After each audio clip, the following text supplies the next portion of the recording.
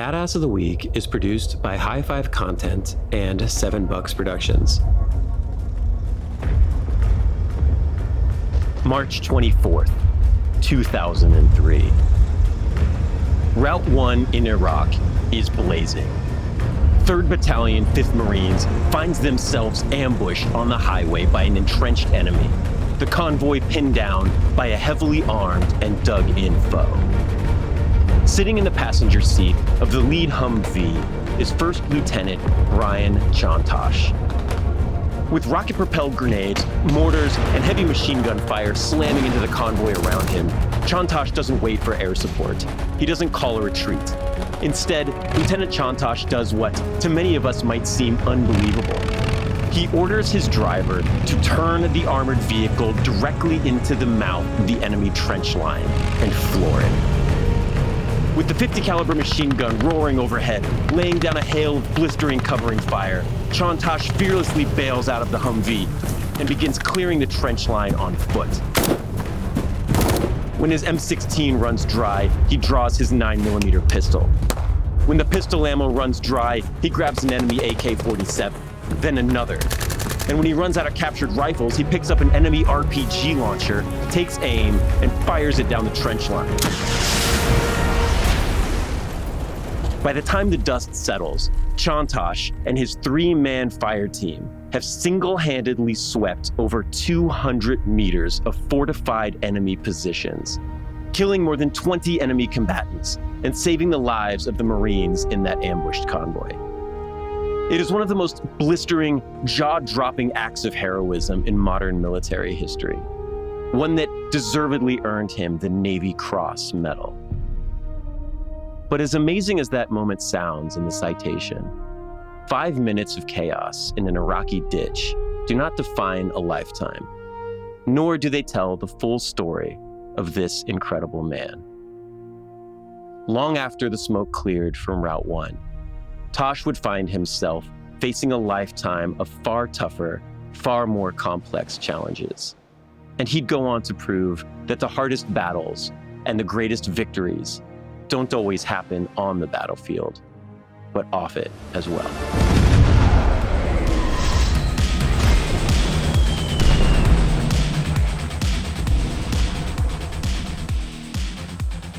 Hello, and welcome back to Badass of the Week, the show where we tell the badass history of badasses. I am joined by a very special guest today.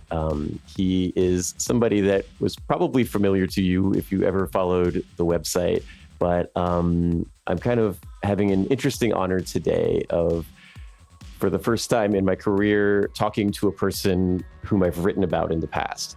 So he is he's a Marine. He runs a foundation. He's a really incredible story, and one, like I said, that would be known to many of you if you've been following me for any portion of my career. Please welcome Brian Chontosh.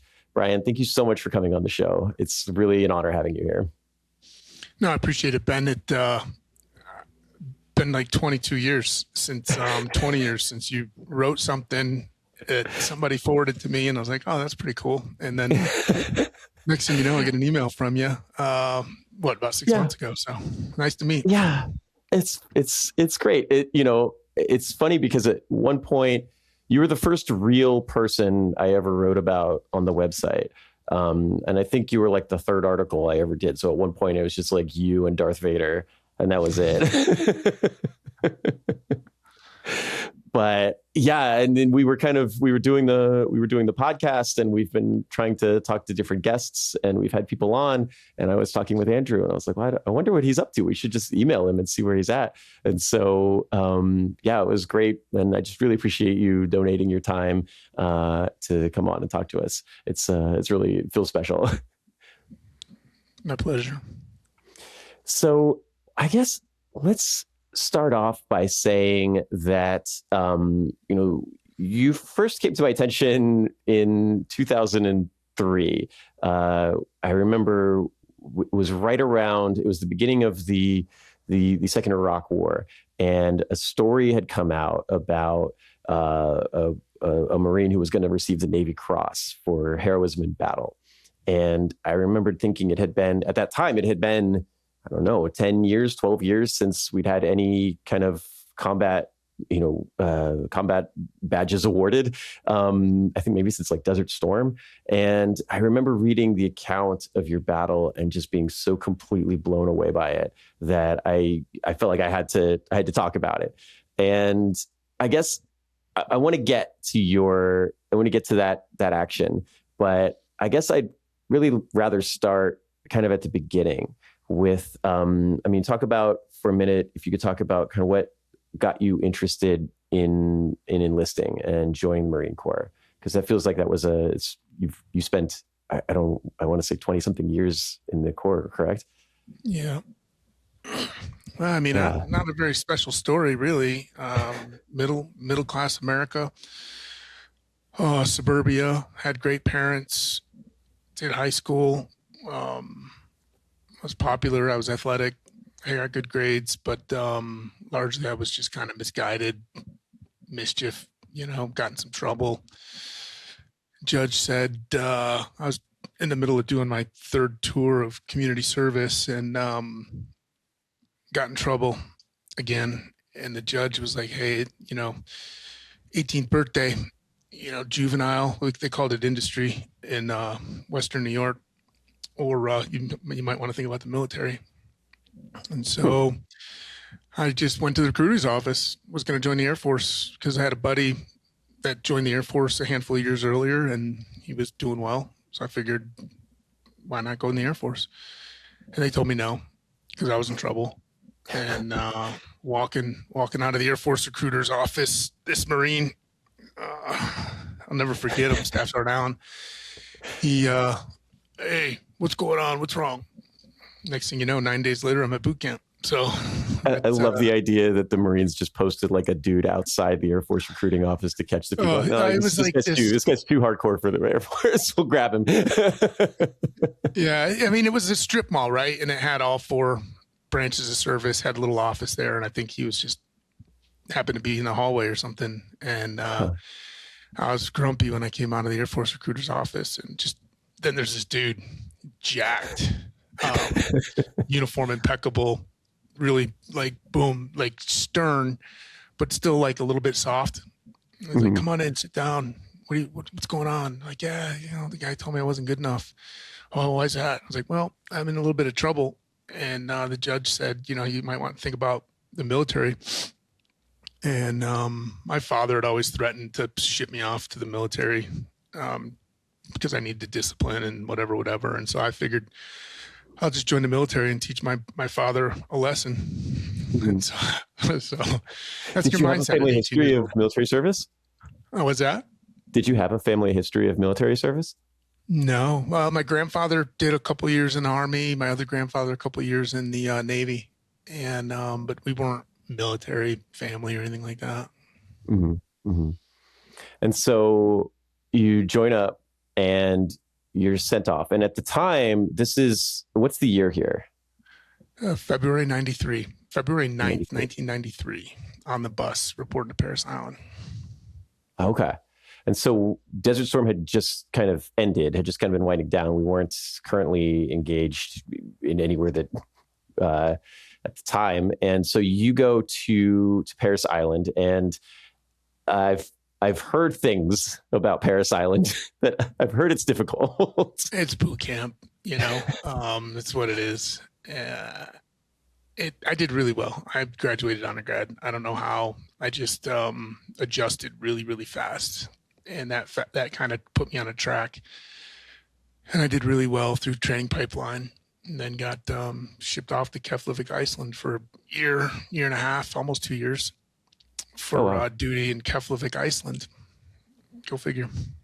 Yeah, that seems like I've been to Iceland and I liked it there a lot. So I would feel like that would be kind of a cool place to be. Yeah, it's gorgeous. Mm-hmm. There's nothing like it. It's completely unique in the world. So it feels like a good station. And then, so you're in Keflavik. You're, what was your MOS originally? I was an infantry guy, 0311. Infantry. And so you're stationed in Iceland. This is kind of like mid to late 90s. I think,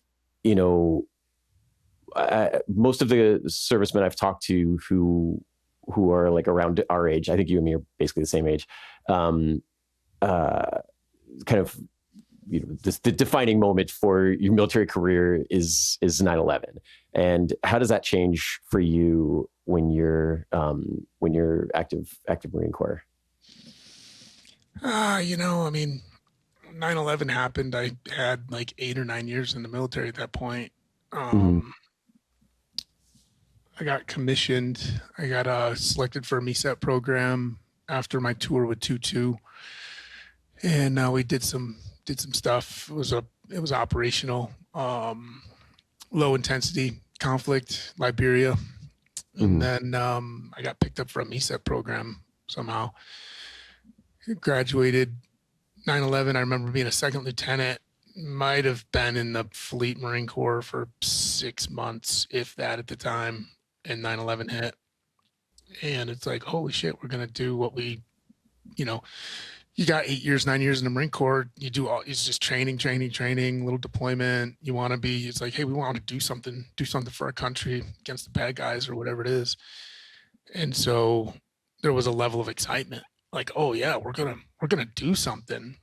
And then we didn't for a while, right? We ended up deploying to Okinawa for 6 months, then came back to the States, and then we started before the invasion, right? So it was interesting. 9/11 hits, and it's like, let's go, but things move a lot slower. Right. I guess that is kind of interesting, right? Because a lot of the people, I've talked to several other military personnel, and a lot of them were kind of like, oh, when the 9/11, I was like, I'm going to sign up, I'm going to go do something, right? Kind of what you were saying. And it is interesting that, you've been kind of training your entire career to fight a war, right? And now you have the opportunity to do that, and you get shipped to Okinawa, where we're not at war with anybody. That does feel like it would be a little frustrating. But then you don't go to Afghanistan, but when the Iraq War, the second Iraq War begins in March 2003, you do get the call. Yeah, you say second Iraq War. Are you referring to the first one as? I just said I don't know what the historical term is for it, because I always think of Desert Storm and then I think of the Iraq War, but. Yeah, OAF-1, Operation Iraqi Freedom, the invasion, was part of that. So I don't think they call it, or it wouldn't be, because then you got OAF-2 and OAF-3 and then OAF whatever, and then OEF, Afghanistan. So this was before we really did anything big in Afghanistan. Right. I think there were some teams doing some stuff, but there was no big mobilization in Afghanistan at the time. This was OAF-1. The initial invasion. That's right. Thank you for reminding me about that, because I know there was fighting happening in Afghanistan around this time, but it was mostly kind of Northern Alliance. We're just kind of supporting them rather than sending in ground forces. Yeah, that's correct. So you do get the call, and you do decide, like, you get the orders.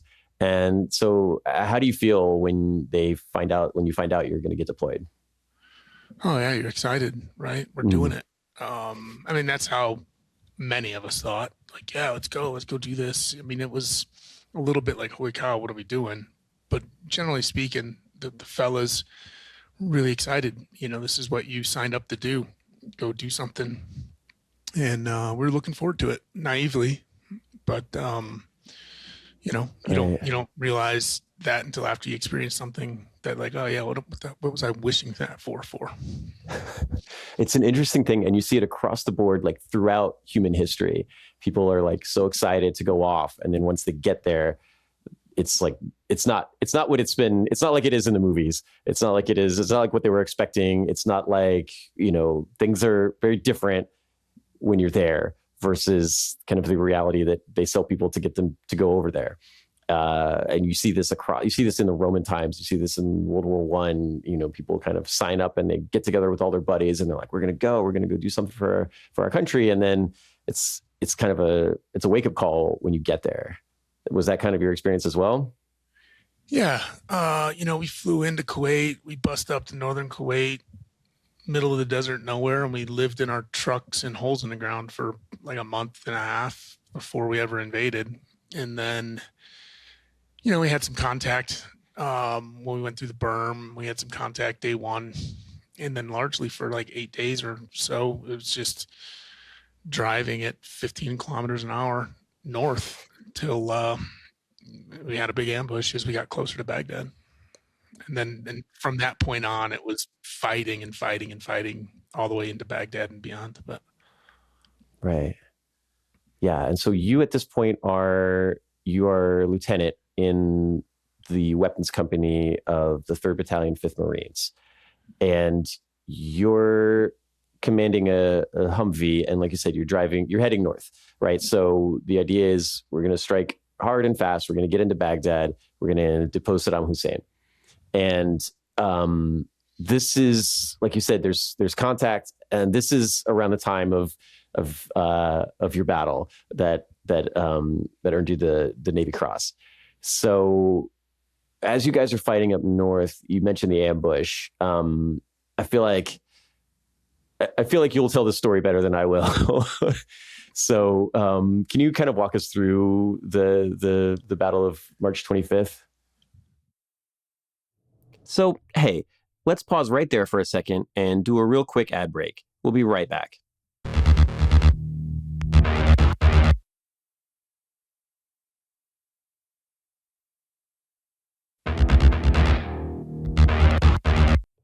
And we're back. Let's pick right up where we left off. yeah, I mean, there was nothing hard and fast about it. I mean, the initial fury as everybody's going into country was hard, fast, violent. And then it just day after day of just driving slow because the Amtraks and your log train and more penetrating deep into another country. And it kind of got monotonous, 10, 12-hour days, just sitting in a vehicle on alert, doing a thing. And then as we got closer and closer to Baghdad, people were, I don't know what you call them, evacuating or running away. And then we met some resistance. We Route 1, just south of Diwania. We had 4 tanks in front of my platoon. We had 14 Humvees in our platoon. And we were the advanced. We were the first vehicles in the entire column for the regiment, the RCT, on that route. And the tanks just reported that there was a truck full of dudes getting out with guns. And it's like, well, I'll shoot them. But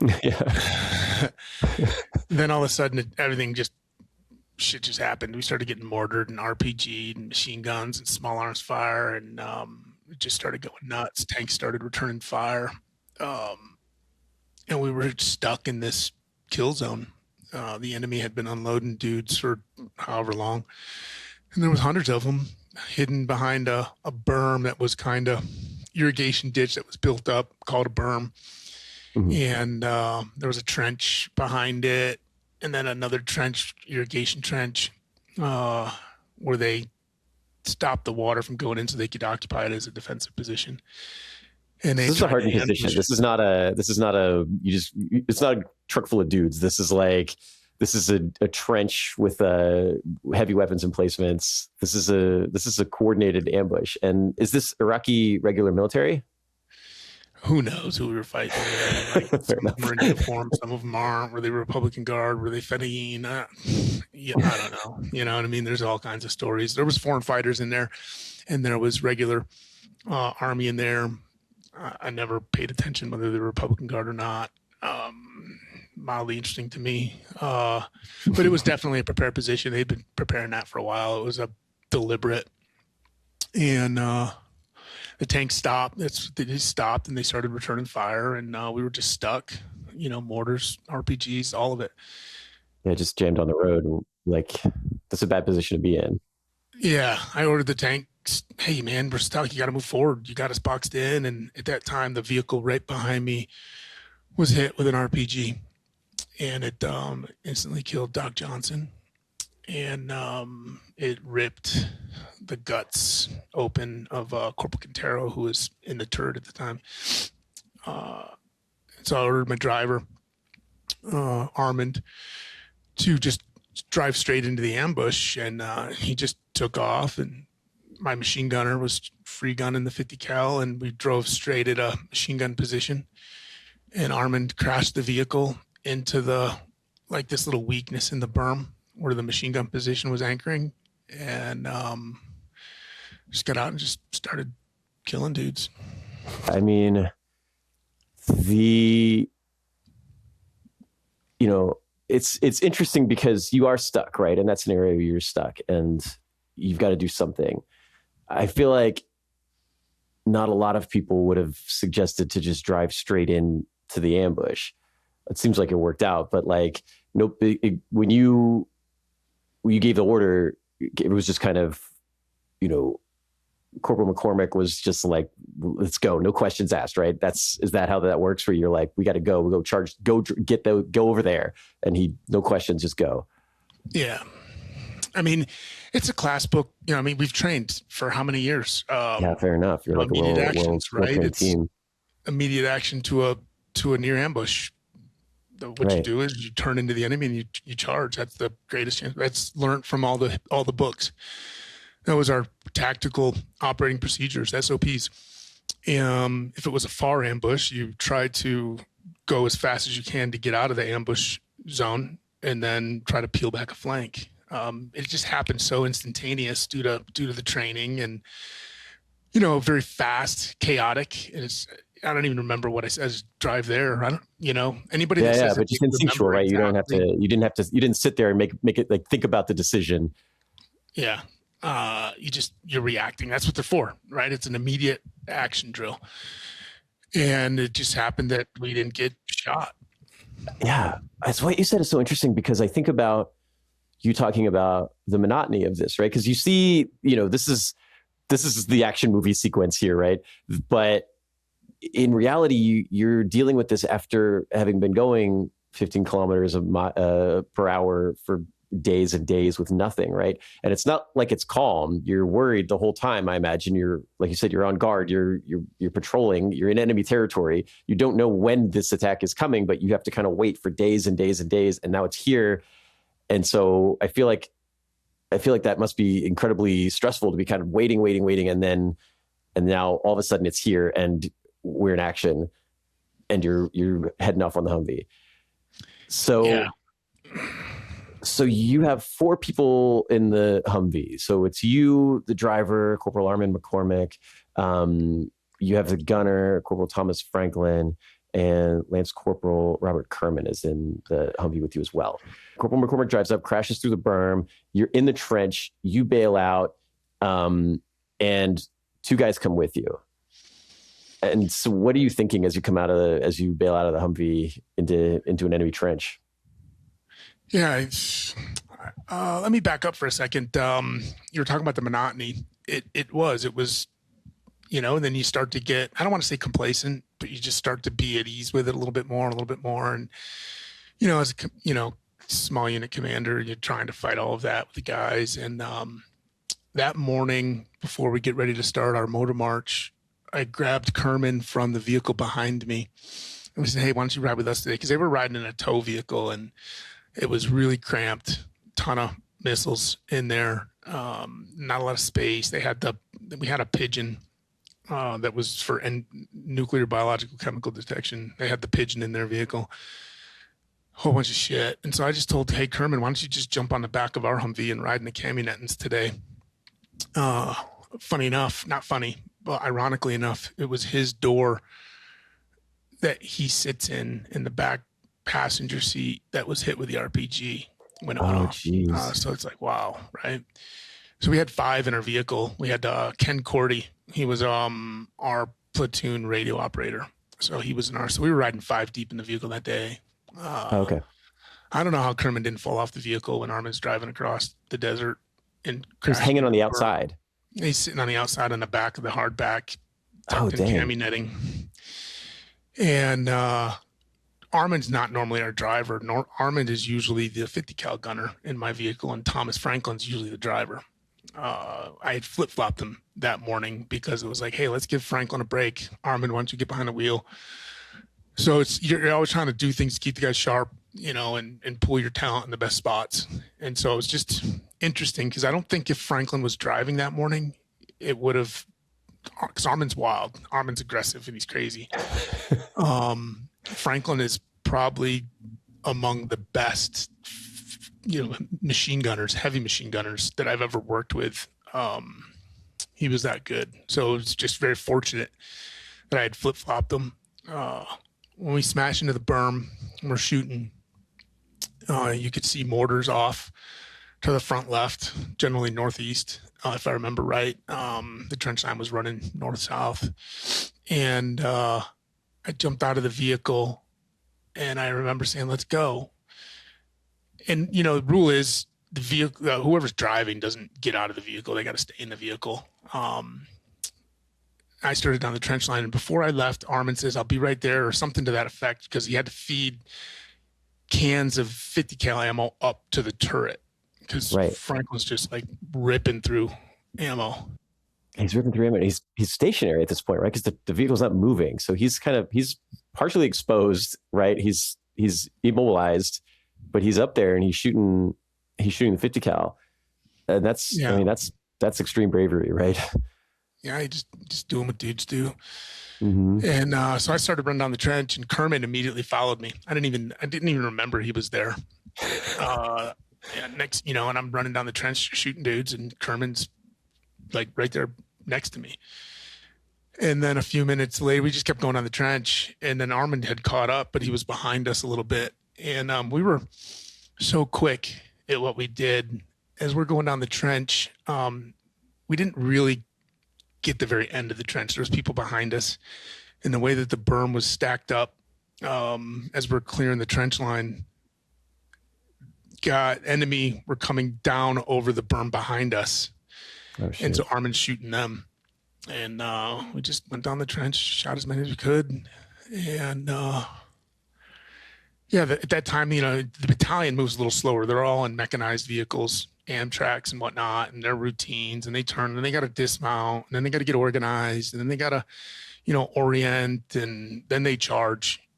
So you got this huge column, kilometer or so long, with vehicles riding almost in single file, staggered. And so by the time all that happens, now you got a battalion of Marines, a couple companies, dismounting and then charging over the berm, but we're in front of them. And by the time my senses caught up, because I was really just in react mode. So by the time your cognition, so to speak, catches up to you, it's like, hey, this geometry's bad. Nobody in the battalion knows we're here. We're the only vehicle that crashed into the berm, assault in the trench. We got. And you'll end up clearing 200 meters of trench line. And on the one hand, like the bad guys might not know you're in the trench with them, but the good guys don't either. And there must be this concern that, like, what if that battalion of Marines starts throwing grenades in here? Yeah, that was the concern. And it caught up after we were 200-300 meters down the trench. I didn't really pace it off. It's just what they write in the books. But sure. We'd gone a long way. And Armin wanted to keep going. He handed me an RPG to shoot. And I was like, you shoot it. And he's like, I don't know how to shoot it. I'm like, well, let's go. And he's like, well, if you don't shoot it at them, they're going to shoot it at us. All this wild stuff just happening in the trench, as you're just cruising down it. And we ran out of ammo. We're picking up enemy weapons, and then turned around and started back. And luckily we did, because that's when the battalion started coming over the berm to assault the trench line. And we got back to the vehicle before they wouldn't have known we were there, Mm-hmm. Mm-hmm. Wow. And so the Marines come over, and they're expecting a trench full of enemies, and all they see is you guys sitting there. Yeah. They got over, and they chased a bunch of dudes off because we stopped. I don't know what was further down the trench line, but they were all, starting to run away, or they were dead, and worked our way back up to the vehicle and got there with Franklin and Cordy, who had taken 2 prisoners that were in the machine gun nest that we crashed into. And they were still shooting at the mortar positions that were shooting mortars at the tanks. So at that time, that's when Corporal Quintero comes stumbling up towards us. and I'll never forget it. He's got his hands around his stomach, and he got blood everywhere, and he's ghost white. Now, Quintero's Mexican, but he's like white like a sheet of paper. Mhm. And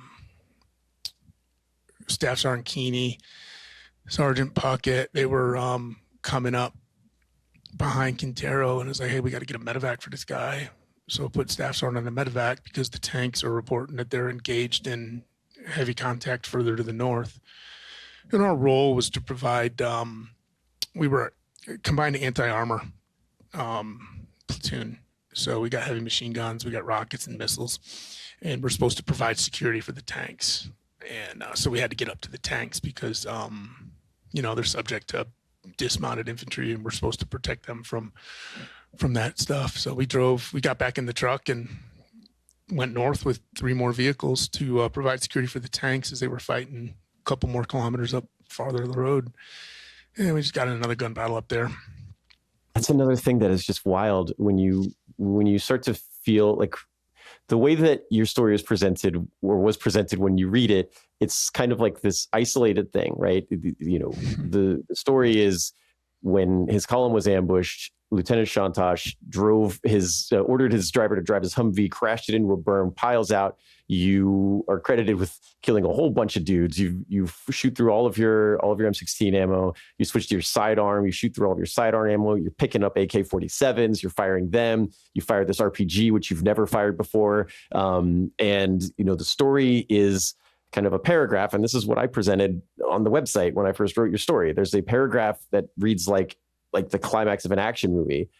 But one thing I think people who follow this sort of thing don't fully comprehend is that this is one moment that came after days and days and days of driving 12 kilometers per hour, and was then immediately followed by another gun battle, right? You weren't done. You have to keep going, right? You take a drink of water, you regroup with your guys, you've still got a platoon to command, and you've got tanks to protect. You've got to move back up. You've got to re-engage in more action. And I think that sometimes gets lost when people when people kind of are stuck with just the citation.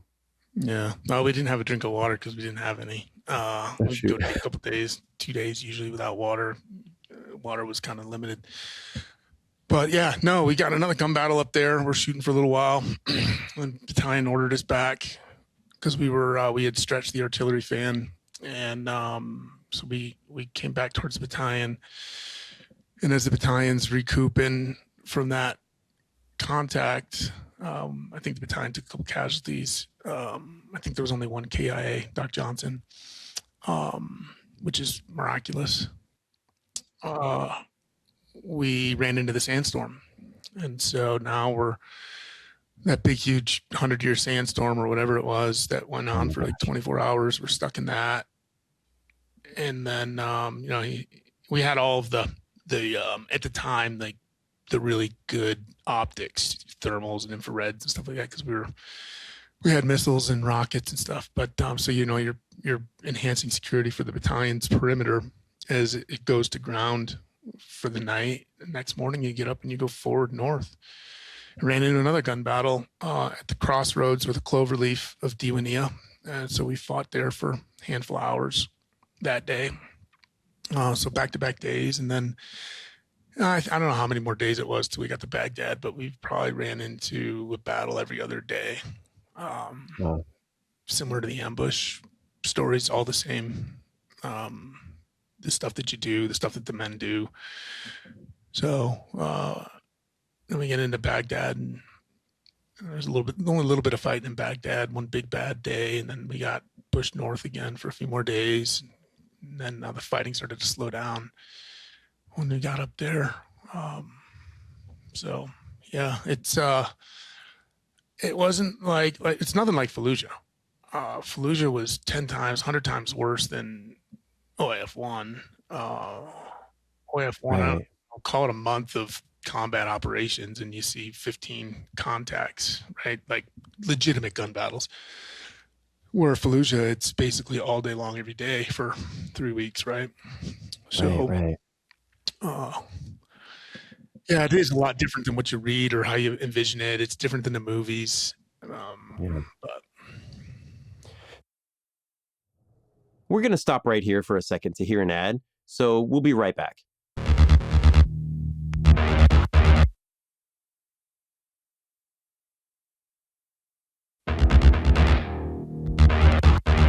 Okay, welcome back. Let's continue. So I want to back up for a second. So Corporal Quintero, he survives. He's medevaced and he survives the war. Yeah, unfortunately, again, you can't put this shit together. Ollie North was traveling as a correspondent, and he had gotten to us the day of the ambush or something, or helicopter, and he had the Army medevac bird that brought him in. Oh, really? Get Quintero out. The pilot, he didn't want to fly a dead body. So he said, if it's a medevac bird, not a CASEVAC bird. And Ollie was like, you're going to take Doc Johnson with him. And Quintero, I didn't think we were going to see Quintero alive. And the story goes that Ollie North broke the dude's nose. He was a Gold Gloves boxer at the academy. And next thing you know, the pilot's loading up the dead body, Doc Johnson. And wow. They got to get pulled out of the sandstorm somehow because the bird couldn't take off. But they got the bird off and they got him. They saved Quintero's life. In a sandstorm, holy cow. Yeah. Damn. Yeah. And so then that's kind of, you're pushing through the defenses, as you said, are kind of on the outskirts of Baghdad. They're defending the city from the outside. And so you're hitting these ambushes and you start to get more frequent contacts. You get into Baghdad. Does that feel final to you when you get in there? It's like, we did it, we made it. Is there a break, or is there a celebration or anything? Or is it just like, all right, here we go. Like, what's next? No celebration. I think we went around the east side and came in. Northeast quadrant was our quadrant someplace. And then we had a bad ambush one night. One of the line companies got hit. The Staff Sergeant Tejada was killed.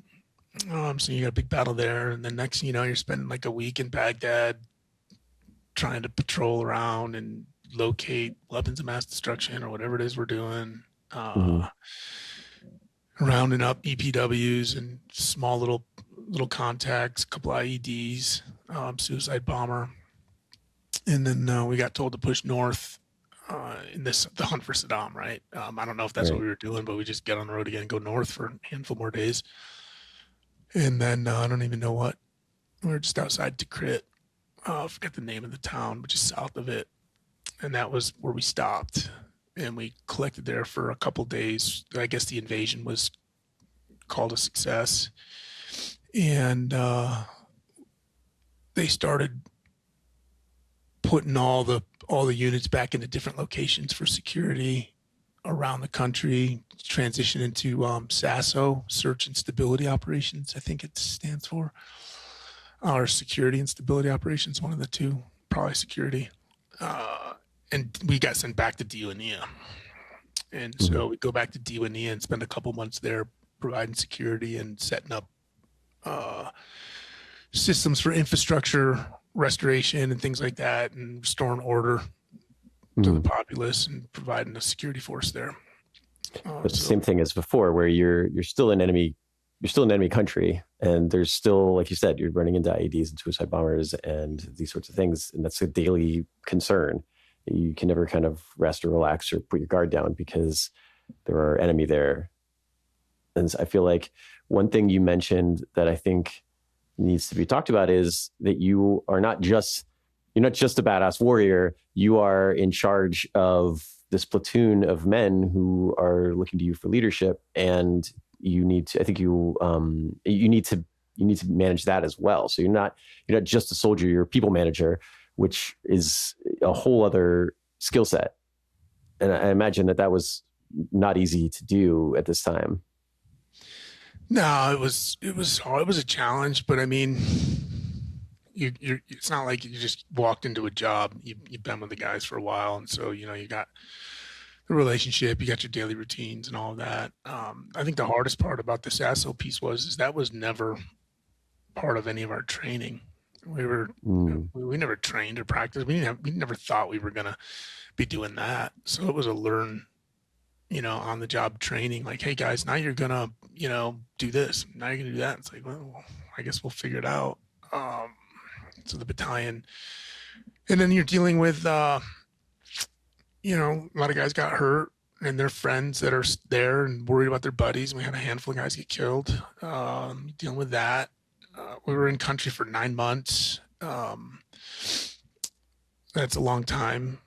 A lot of the guys were stop lost, which means they were supposed to end their enlistment. They were going home. They were done with the military, but because of the invasion, the war, whatever, they were told, no, you're extended involuntarily. You're going to stay to fight. And so they went overseas involuntarily. Then they leave. They bulk left. We lost over half our battalion. I'd say probably 2/3.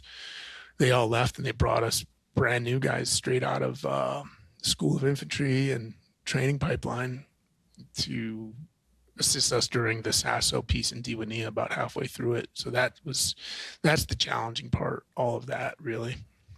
Right, because you don't have the relationships with these guys, and they don't have they have training, but they don't have the years and years of experience that some of these veterans that are leaving had. Yeah, 6 months in the Marine Corps through a training pipeline at best. Right, and now you've got to keep these guys alive, right?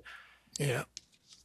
So you mentioned Fallujah, and you are part of Operation Phantom Fury in Fallujah towards the end of 2004. Do you get a break at all, or are you in country from March all the way through? We left end of September, I want to say. Either end of September, early October. We left Iraq to go back stateside. And then we went into a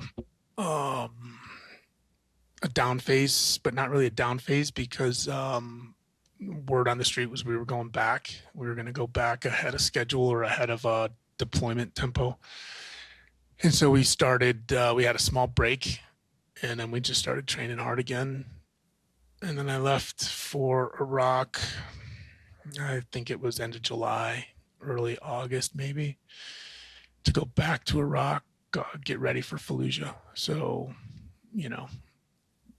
a pretty compressed timeline. Mm-hmm. You, for your actions in March of 2003, you're awarded the Silver Star, and so is the rest of your team. McCormick and Kermer both get Silver Stars as well. Yours is upgraded to the Navy Cross, which we hadn't had a Navy Cross. The U.S. hadn't had a Navy Cross recipient in, I want to say, like 20 years at this point, maybe since Vietnam. And does that, you're promoted to captain, you earn the Navy Cross. Does that change anything for you? Yeah. Maybe it wasn't the actual pinning of the award on, but like after the ambush, even, it changed things. You don't realize it looking back and reflecting, listening to people that are observing and, reconciling with wisdom, due time. I would be lying if I didn't say it didn't affect your ego. Like, the whole battalion knew what we did within 24 hours. I mean, you were in the newspapers. You were all over the place. You're an American war hero, in like for the first American war hero we'd had in basically like my lifetime. So it was a big deal, and I could totally understand why that would be something that you'd be proud of. Yeah, of course I'm proud of it. I think at that age, at that time, I mean, even again, just a couple of days after the ambush, and then it's in your head, right? You have the realization, like, holy shit, what did we just do? Mm-hmm. Oh my God. And then we survived it. And like, yeah, hey, we're badasses or whatever. And that affected how we acted from every day since. Even more aggressive. We were already pretty aggressive. We were already pretty cocky, confident. And then over time, and then accolades and all of this, and getting celebrated, and never really having professional help. Even if it was available, I wouldn't have accepted it, right? None of us would have. That's not who you are at whatever age we were. To process the trauma or the events or whatever it is. And it just keeps building and building and building. You return back to the States and everybody's celebrating you, and yeah, you're like this legend. And it's like, hey, I'm no different, but you are different because it's affecting you in good ways and maybe not so good ways. It definitely served well in combat. You know, you go back to Fallujah and you're living this, and the confidence from your men, the belief, like the aggression, the confidence from your command, all the way up. Like, oh, hey, this guy's going to do this in his unit or this and that. And you get, it all just keeps building and building and building until it starts to break down. And I think it started to break down really noticeably after Fallujah, returning to the States, getting assigned to the basic school to be an instructor. Now you're, you know, headquarters Marine Corps, so to speak, and you're, you know, behind a desk, back in the civilian, not civilian role, but back in the States. And hey, we want you to do this, we want you to do that. You know, escort President Bush's inauguration, go to Fleet Week, go to here, go to here. And they start to give you all this attention and celebrate you, and you haven't reconciled the horrific things that you've done to other human beings yet. And I wasn't even aware of it then. I mean, you're slightly aware of it, but you just like dismiss it. Not me. Nah, that's not me, but it is. The fact that you can't see it is proof of it there. You know, oh, and then everyone wants to, you know, celebrate you for doing these things and seeing all this stuff, and it doesn't feel right, but you don't know how to handle it, really. I think the military's done a way better job since those early years of supporting the men and women that come back from theater and doing these things. We don't have it perfect, but I think there's an effort to do it better. Yeah, and I really want to get into this because it is, you know, when you executed this operation, you were 20 in your 20s, you were badass, you were gonna, like, you know, just get it there, get in that trench, kill everybody, do badass shit. And I remember when I got the news, I was in my early 20s. I was like, oh man, this guy's doing badass shit. This is awesome. And, you know, reflecting on things now, what, you know, even my, it's not a good comparison, but like what I do for a living now, like the badass as I understand it now is very different from badass as I understood it in 2003. At the time, it was like, this guy's awesome because he killed a bunch of people. And now it's like, I really think that kind of what makes somebody badass is being able to persevere through adversity and difficulty. And maybe that's on the battlefield, but I think that there's a whole other battle to be fought after you return from the battlefield. I heard a great thing recently. We were doing some interviews for the Odyssey movie coming out. And there's an interesting theory that the Odyssey is an allegory for PTSD, where Odysseus goes and he fights this war in Troy for 10 years, but then he has this 10-year journey home. And yeah, he's fighting all these monsters. There's all this, he's meeting gods. There's all this mythological fantasy stuff happening to him on his journey back home. But at the end of the story, him and his wife are happy and they're holding each other. And the idea is there's an allegory where just because the war's over, you can't just come home right away. You've got all these demons to fight. You've got all of these things to do. You've got all this work to be done before you can kind of settle back in.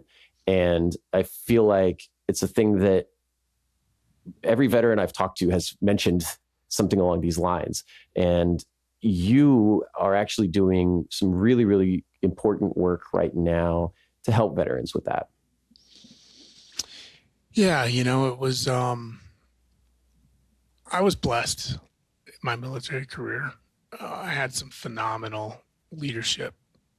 I was probably one of many exceptions to what most experience, right? Either mediocre or poor leadership or whatever in between. I was blessed with some really incredible people that looked after me, guided me, mentored me, all of it. And so my journey probably was better supported than most, yet I wasn't in a place to recognize it then.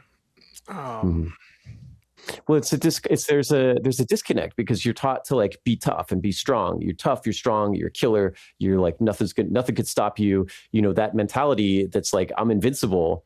It doesn't transition easily into a into a mentality of like, hey, like I saw some pretty messed up stuff, and like I might need to talk to somebody about that, or I might need help, right? You don't ask for help because you're badass and you kick ass, right? And I think that's a difficult transition to make, and it's one that is important. Yeah, I was the baddest motherfucker I ever met. Right. I mean, you're the baddest motherfucker I've ever met too. So, right. I'm not, and it's weird for me to say it. I'm not proud of it, but there is like an acknowledgement, like, yeah, hey, I was a bad ass, you know? And I also know that got in my head, and it served me well at times, and it didn't serve me well at times. But never really had good professional help to process through it. Now you get out of the military, and I just was done. I knew something was wrong, something was off, but you're going to mask it. You're going to mask it by doing all the things that you're supposed to do to uphold your image, whether you're aware of it or not. And I isolated, and then I found some other distractions that I didn't have to do the to do the Homer stuff, right? Like that allegory, it is exactly that. There's a lot that believe that all the mythical beasts that he fought were all storytelling scenarios for the stuff that he was fighting in his head and in his soul, his spirit. And then, you know, I lost marriage, a bad run-in with a commander that was really ugly. I lost a marriage, long distance father, to not doing fatherhood well at all. Becoming a person that I didn't respect, poor decisions, drinking a lot, angry, all the stuff, right? Compensating by just being as physically fit as you possibly can to numb the pain. Mm-hmm. And then you just add some other things to it, you know, some financial things, custody, a really, really yucky visitation custody battle, really health scare with some cancer. And then everything just kind of crashes. And it's like, whoa, shit. It wasn't any one thing, just a combination of a handful of different things. And that combination can be different for anybody, and different amplitudes of any one thing can be different, but it's just like the combination of it that's unique to that one individual, and they're spending all of their internal resources managing, and they're not even aware until finally they just don't, and things crash. And what crashing looked like different for everybody. And so I started to get some help, and again, blessed with an incredible social network and support network, to get me some resources, surrounded with great people. But until I became vulnerable enough to admit it to myself, then to others, and then I always tell people, it's like to actually want help. Like, you know, you can admit you need it all day long, but until you actually like a little switch is, oh, I want it. Then I started to heal. And so I started a nonprofit called the Big Fish Foundation that endeavors to get in front of, you know, veteran suicide, catastrophic decision-making, with a preventative mindset. That's very classic military. It's easier to do maintenance and preventative maintenance and routine maintenance and all of the things, and build up, you know, resources before you need it than to try to collect it when you're in a state of emergency, and share those resources with a veteran community that I know it resonates with. So I started the Big Fish Foundation to do just that, and do it my way. It's not the right way. It's not the way. It's a way to do it. And, you know, there's 46 plus, probably 50,000 now, veteran service organizations out there. And I think the bulk, if not most, are doing it all sort of the same way, same thing in some fashion. They really focus on crisis mode, and I think it's essential. So it's like they don't need one more nonprofit in the space doing the same thing the same way that everybody else is. I just do it my way, in hope that the service members that aren't being served by everybody else's ways, that there's a handful in there. They're like, oh, I really like it the way Big Fish is doing it, and their way we can affect the people that aren't getting the help that they're looking for, whether they know it or not, and work in a collaborative environment to try to just short circuit the growth process through complex, dynamic situations, experiences. Right. Sort of the approach to behavioral health that you had when you were ambushed in Iraq. You didn't get hit with an RPG and then open up the book and be like, oh shit, what am I supposed to be doing again?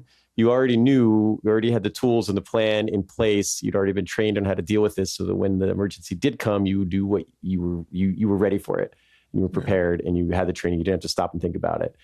I think that's a really great way of approaching things, because I think what happens is what you alluded to for yourself, where you don't realize the emotional and psychological toll this is taking on you until like it's too late, until like the engine is redlining and you don't even know it because you're just trying to survive. And then by the end, and then once it's an emergency and a crisis, now you're scrambling and you don't even know where to start. And so I think the work that you're doing at Big Fish Foundation is really important. And I think it's great that you're able to bring some of that back to the veteran community. Thanks, man. I like to use the example of like automobile maintenance. I think it's relevant to pretty much everybody. For sure. You got a car, and unless you're a gearhead, you really don't think much about it. You get your keys, you turn the car on, and you go. And the car just serves you. There's a lot of things going on underneath the hood, the system. But it doesn't matter because the car turned on. It got you to where you're going and got you back home. But like if you don't change the oil and change the transmission fluid and rotate the tires and do the air filter and you take it in for service every 3,000 or 5,000 miles and do the things you're supposed to do, put the right fuel in it, all the stuff, right? It's going to break down. It just is. It's just going to stop working. And when does it stop working? Is when you need it the most. It's oh hey, I got to go pick up the kids from school. Jump in the car. You start driving down the road, and now you're on the interstate because the kids' school is like 25 miles away or something like that. And then you break down. You're on the side of the road. No, there's no cell phone service. And now your kids aren't getting picked up from school, or it created a situation where now I have to rush, and now I make poor decisions because I'm stressed or I'm rushing, and I don't want to let down the kids. And I use a bunch of different examples. Right, you're running down the street, and then you end up paying $5,000 more than you needed to. Yeah, right. Like so now to repair the engine or fix the car, you got to get it towed. The time value of money, the stress on your kids, all of the stress on you. Like, oh my God, hey, it gets in the shop, then it's got to fix it. You're going to spend 100 times as much money than if you would have just taken it down to Jiffy Lube and done the $39.99, oil change and get the free wipers. You know what I mean? And if you cut the coupon off, you can get 10% off, like jackpot, right? And your military, so you get the military discount. Like, why aren't we thinking that way when it comes to mental health? And I don't even like saying mental health, really.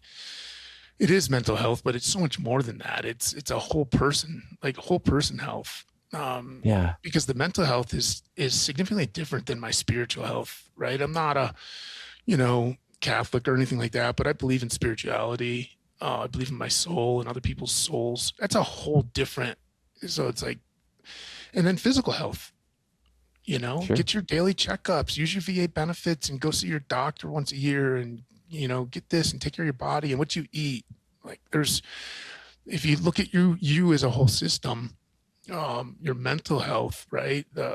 In psychological health, it's involved with emotions and it's involved with intelligence. So having a sense of purpose and working towards something and keeping your intellectual acuity high while also learning your emotions, the emotional side of it. Like, so when we just say we just lump it into mental health, it gets me,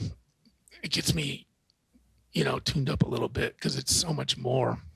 No, I appreciate that. Yeah. I was in a place where I wasn't doing well psychologically, physically, because I was drinking a lot of alcohol. I was abusing my body with excess fitness and ultra endurance stuff, neglecting daily skincare routine and all the things.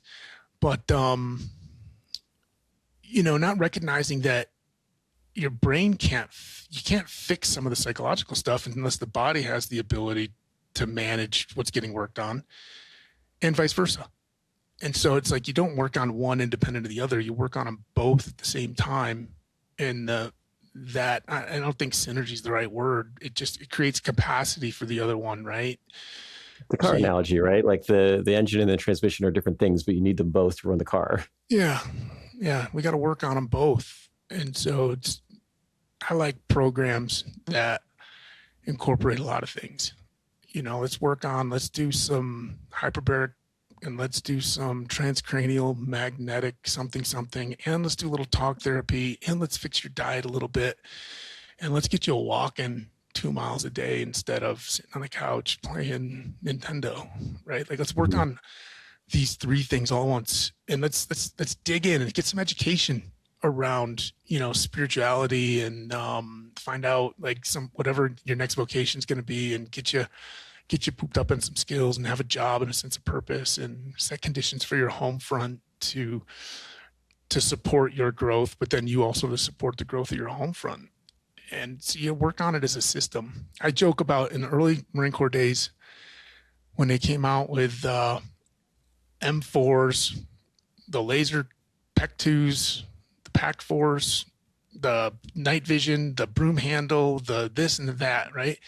Classic Marine Corps is at that time low budget. So you're only, if you got 1,000 dudes, you're going to get only 100 kits, and each kit has like 6 pieces in it. So the best thing to do is to break all the kits apart, and we're going to give 100 people a broom handle, and we're going to give another 100 people the laser pointer, and we're going to give another 100 people the night vision goggles. We're going to give another 100 people the 2-point sling. And so we spread meal, or we piecemeal and spread out all the little things. And basically what you did was you made the kit, the system, no better than what you had originally, because it's designed to work as a system. The rifle with all of the attachments together works as a system to now be better than the M16A2. And we didn't do that at the time, at least we didn't. I don't know why, but until some smart people came in, it's like, no, you can't separate the two. Well, no, this guy's going to watch for him, and he's going to tell him. It's like, that doesn't work that way. It's a system. You use all the things together in order for it to work. I believe it. And yeah, like you said, you have to kind of do it all together. You just feel better when you drink more water, and it helps you in every capacity. Exercise, diet, it makes a big difference. And yeah, I understand that. And I think that's a really cool way of approaching this. And I think that you guys are doing some really great work. Now, I guess I should ask, when you're working with veterans today, I think I've told you that like my view of what is badass has changed dramatically over the past 25 years. And I imagine your understanding of what makes a man strong or badass has shifted a bit from what you thought in 2003. Does your work with veterans kind of inform that a little bit? Yeah. I think what's badass is unique to each individual, right? Like collectively we can say, hey, this is badass for a military guy, and this is badass for a CEO, and this is badass for like whatever. But I think it's unique to each individual. What is badass is that every day you get up and there's things pulling at you that want to hold you down or hold you back. And what are you doing in opposition to those forces? Regardless of your degree of success, but let's measure you off of your effort and your intention instead of the results. I'm not saying that the results don't matter, but too often, when we're result oriented, it invites comparison and judgment. We're able to place labels. You're better, I'm worse, this or that. And what's Teddy Roosevelt, comparison's the thief of joy. Spin it for what I'm talking about if we want to. But what makes somebody badass is if they're leveraging their experience and they're a product through their experiences for personal and collective growth. And so Yeah, I could sit here and be like all these other Instagram influencers and just keep pounding on my chest and look at who I was and look at what I did 20 years ago and then keep spewing the 25-year-old macho, yeah, roar, roar, roar. And it's like, yeah, I don't, hey, we don't need another tough guy in the world doing that. There's plenty of them. And I'm not 25 anymore. I'm not 35 anymore. You know, you're in your 50s. Badass is being able to recognize and invite wisdom and temperance and let the 25-year-olds be the 25-year-olds and not have to, you know, the world needs 50-year-olds that have grown the fuck up. And so I didn't do well at that after I got out of the Marine Corps. You're trying to hold on to 2003 Tosh. Well, it's 2026. You're in a different time. You're in a different climate. You're in a completely different environment. Like those tactics aren't transferable, like point for point. They need to be massaged a little bit. It doesn't mean that they're not transferable, but they need to have evolved and they need to mature and grow into expressing where you're at today, what you're doing today, who you are, you know, how you want to endeavor others to think ahead where you didn't. And then also give the space and grace that, like, I wouldn't be listening to, if I was 25, I wouldn't be listening to 50-year-old me either.